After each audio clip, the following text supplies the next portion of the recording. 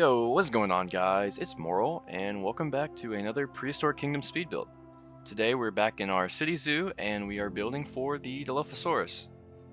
So, to start off, I already had a basic idea here of the layout, and I kind of was just messing around with it with an animal there for scale. I thought I had recorded the cave and stuff, I didn't, but there's a little cave area here, which is kind of like a facade for this viewing area.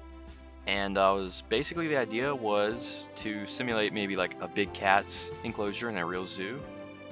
So mainly here at the beginning, I was kind of just taking pieces from other parts of the park. You can see these fences here are from the other enclosures, and I kind of repurposed them here, trying to make the area feel like one fluent build. Because obviously in a park like this, you'd assume that they probably want to reuse a lot of blueprints, designs. That way they can like save on cost or not have to worry about getting more material in a way, if that makes sense. And so that was the basic idea there behind reusing those parts. And all around it was a pretty good idea because I thought these fences were pretty nice, honestly. Not to toot my own horn, but I really enjoy the style of these fences. They kind of feel rustic, but at the same time feel like something you'd see in a real zoo today that could hold in an animal. So, a major thing about this build is that it's a little bit old. If you have played Prehistoric Kingdom recently, you know that this UI design is the old UI. And that's because I just really haven't uploaded a lot of my builds that I just have recorded in like a backlog. I have maybe 3 or 4 videos that I just need to upload, and I've forced myself now to just not build anything, and I'm not even allowing myself to touch the game until I've finished with this backlog, because it's ridiculous. This is maybe 3 or 4 updates ago. Okay, maybe 2. I don't know. It's an amount of updates ago. So it's just crazy. I mean, I've been so busy with schoolwork and college life, it's just kind of been hard to get free time, but now that it's summer, I am here voiceovering these videos, and I really do enjoy building in this game, and I wish I could just do it more often. It's just so much going on. I don't have the free time I used to, unfortunately, but hopefully soon I'll be able to get back in it, and that means hopefully more videos in the future for you guys. But anyways, here we're building our viewing areas. As you saw, I built a little what do you even call those? I forget the name. Like a stand where like, what do you call those? I remember it from Zoo Tycoon, like the viewing like shade thing. I can't remember the name now, but here you see I'm actually experiencing an update because it was over the course of a while. These stalactites are not new, but to me, when I was playing around with them here, this was completely new, shockingly. So I pretty much removed all of the old rocks that I was using and swapped over to these. This is something people do in Planet Zoo a lot, like these facade walls using like stalactites to kind of make these pillars that are pretty vertical. So I was playing around with that, and they turn out pretty nice. You kind of mix in a few other rocks to kind of break up the pattern, and at the end of the day, it looks pretty good. This is not a new technique by any means, and I'm sure like other people have been using this for the probably 6 or 7 months that this update's been around. Probably longer than that. I don't even know when this video was recorded. Honestly, that's crazy. But we're using them here. So to start off with the enclosures here, the idea was to have 2 separate pens, kind of like. The idea behind, like, in my head, the behavior of these Dilophosaurus, at least in this build, was they're kind of like big, like, cats in a way, maybe, like jaguars or maybe tigers, where you don't really want them together, so to speak. I'm not actually sure if jaguars and tigers are like that, but the idea was like these are solitary predators, and you don't really want to have like multiple in like one enclosure so they don't hurt each other or fight. So I opted to make 2 pens, 2 yards, with a backstage area with a couple extra holding pens. That way we can hold 2 Dilophosaurus at once, but in reality they never actually will interact or have to like cross paths. Unless we wanted to start a breeding program maybe, but I mean, the breeding update, actually an update did just drop of babies, so hey, maybe in the future, but that's the idea behind these 2 yards. And as you can see, I'm really like trying to elevate the like rock textures and stuff to really make this feel like it's a designed space and not something that's like just naturally and built around. So it's not like a natural rocks or anything. This is all kind of like meant to trick you into thinking it's natural while still being like designed by some human emulating what a rock wall would look like, if that makes any sense. So yeah, like even there you can see I started building like a area for a door, and it's like the rocks around it I try to make look like they were like intentionally placed. It's really a fine, delicate line between are these rocks intentionally here or are they natural, and trying to make both seem true. But anyways, enough about rocks. We're moving on here to the path leading up to the exhibit, and the idea here is to make this braided path kind of design, and this is just to kind of make the guest space feel more like an area they can explore instead of just like a guided path. Because if you have one path leading through, it kind of inhibits guests from feeling like they are exploring. It feels like they're just being guided along. And the idea here, I wanted guests to feel like they had to explore this like jungle area, which you'll see later we add like bamboo and really build up this specific enclosure to have a lot of like really like feel like a deep forest.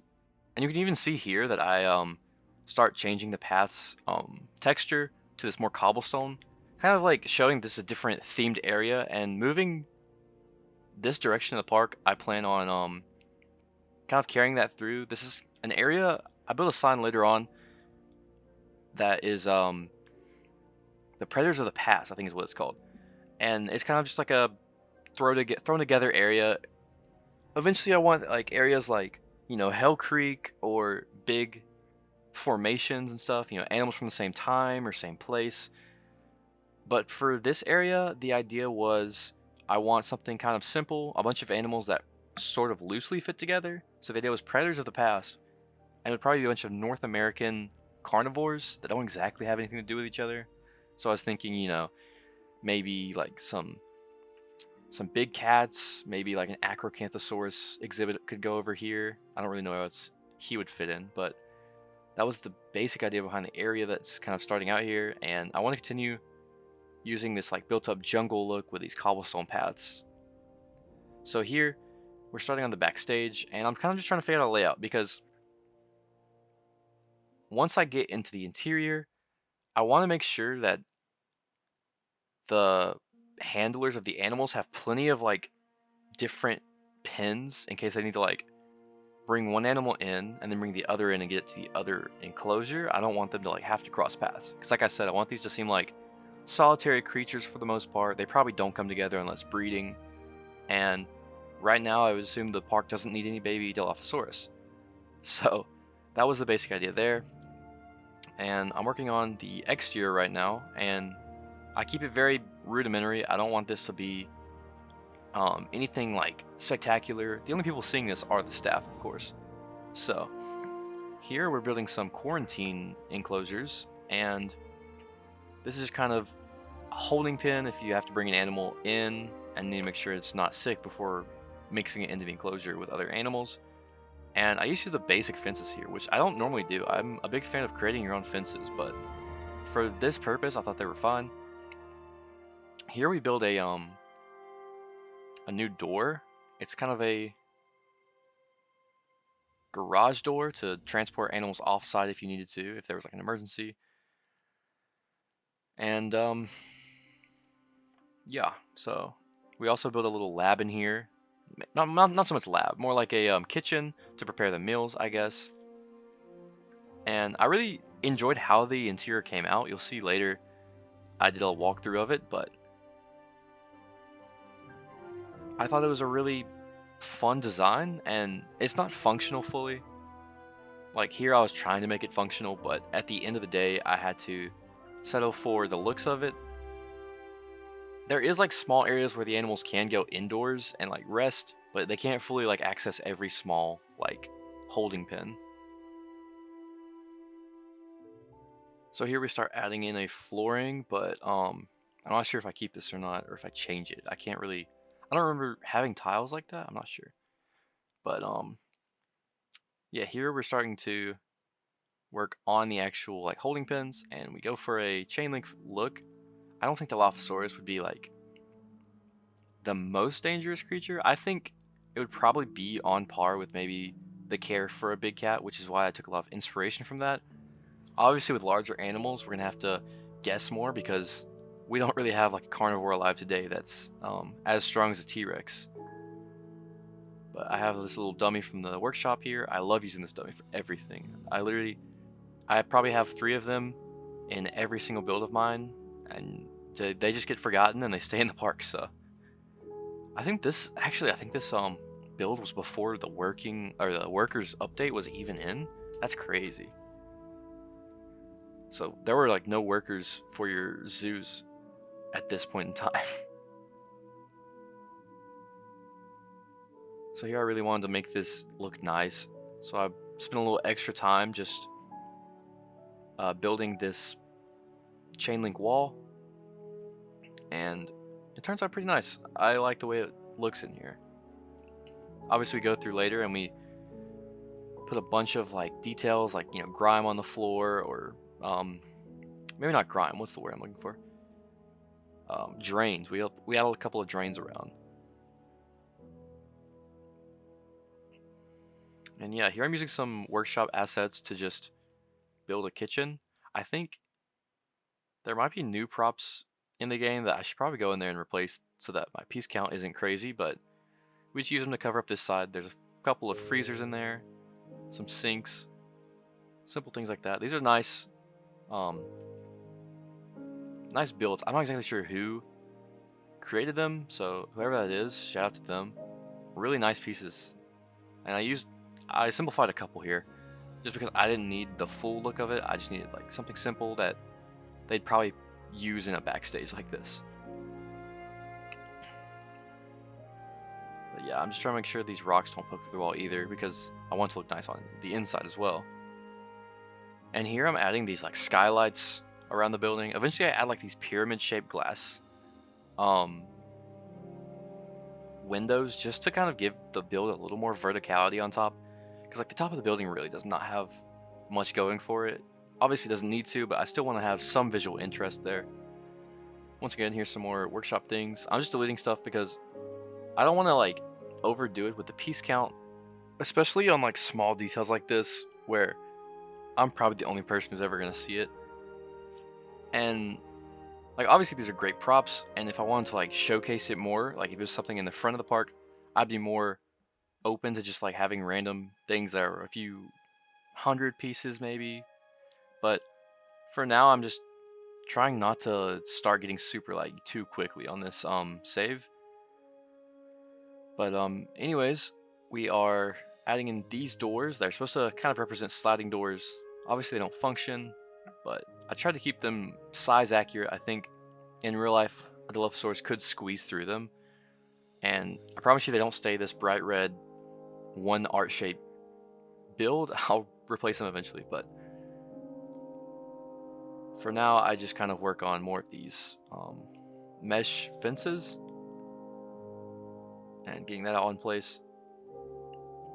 I really do like the way it turned out. I enjoy, like, I think it looks just very realistic to what I would imagine the backstage of a Dilophosaurus enclosure would look like. The same way probably a cat backstage would look like. So I think that turned out just very nice. So yeah, here I'm kind of emphasizing that it's a sliding door. As you can see, they probably press a button or pull it with some pulleys or something to slide these doors. And in some areas I kind of had to figure out and like maybe not exactly center the door just so that it could slide. So like I think on this back wall, that's what I did. because obviously you can't have that long metal piece. So like, yeah, you can see there I'm trying to figure out how do I exactly make this look right. So at the end I just settled to have it like aligned to the right of the wall, I guess. But yeah, so moving on, we're adding a bit of hay just to show like there's bedding in here for the animals to sleep on. Continuing to add the mesh in, and I mean that's really basically all that there is to this thing. There isn't a lot of crazy, intricate details to the backstage. Backstages are usually just these pretty sterile looking environments.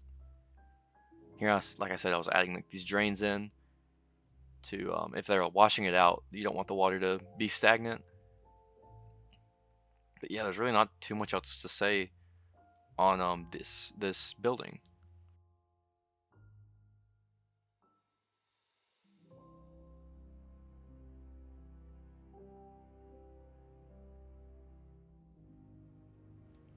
So here on the door, I just tried to make the door inset realistically instead of just putting it on the side of the building like I usually would. I just wanted to give it a little extra depth right there, and then adding these like concrete pillars just to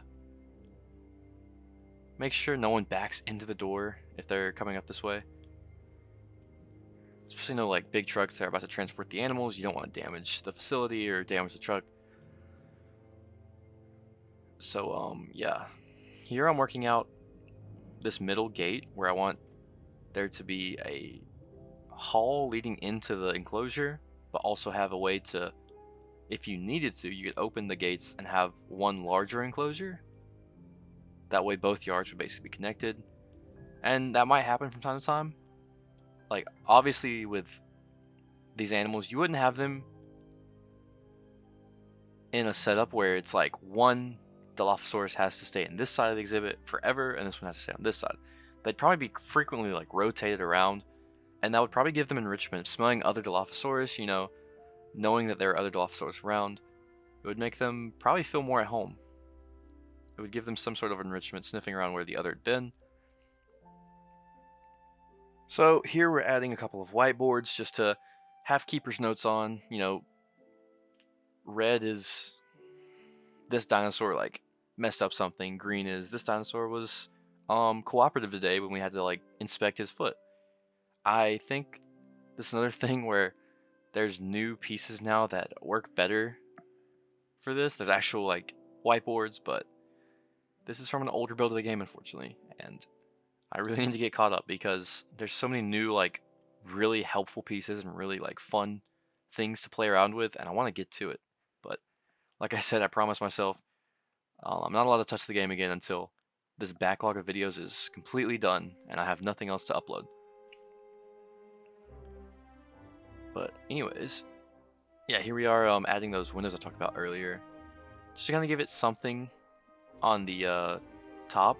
And you can't really see them from the bottom, but I mean, that's kind of intentional. And they turn out, in my opinion, they turn out very nice.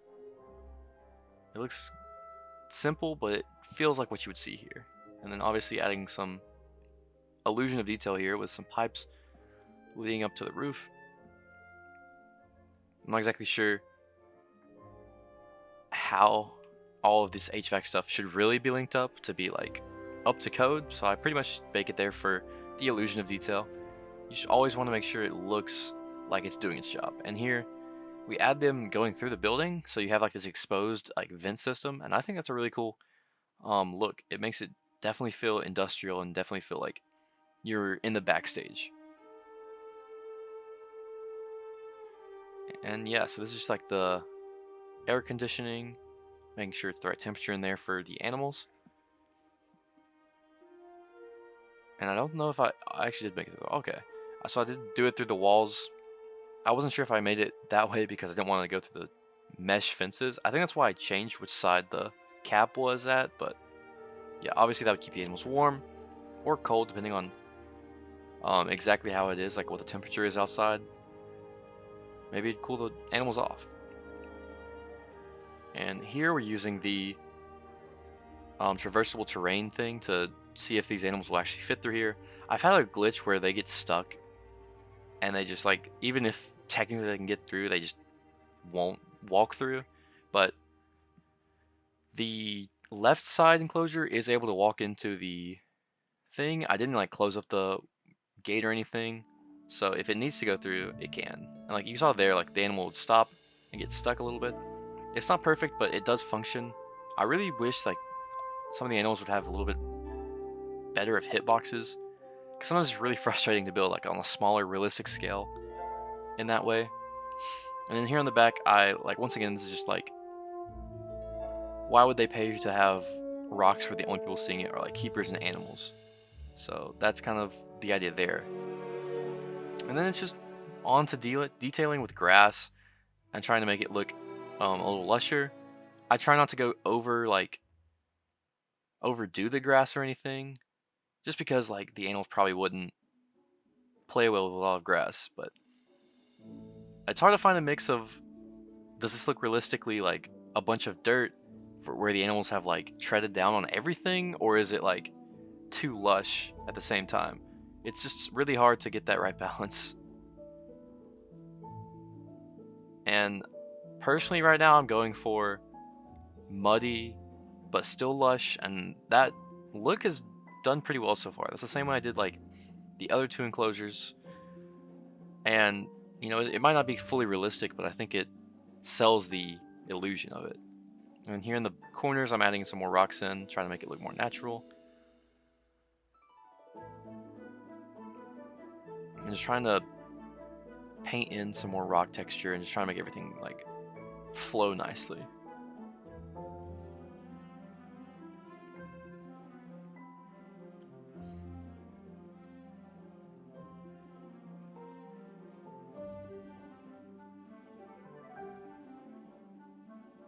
And then around like the corners here, obviously I can add like a little bit more.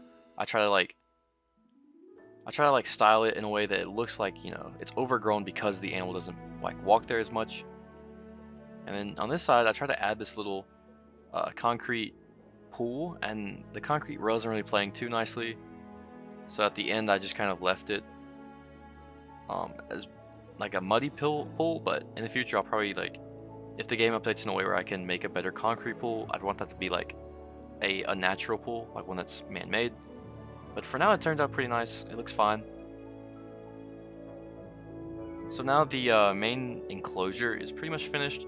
Maybe a few more details here and there that I add in later, but this is pretty much the finished product and how it looks. Then obviously I'll have to add in like the surrounding guest decorations and stuff and the foliage, but that's the main enclosure done. And here, I don't know if I talked much about this, did I? The cave, but this is kind of just like a man-made little cave where like people can come in and see if the Dilophosaurus is resting. It might be sitting right there up close to the glass, and it's pretty much like probably something more kids would want to go look at, you know? Kind of designed it with like children in mind. I also actually decided on maybe a possible name. And the idea with the name, I didn't want to go with something simple like, you know, Dino Park or Dino Zoo or anything. And I also wanted to kind of have like a place name, like it's the New York City Zoo, like something like that. You know, like the Bronx Zoo is a thing, you know, like the Cincinnati Zoo, kind of like a location.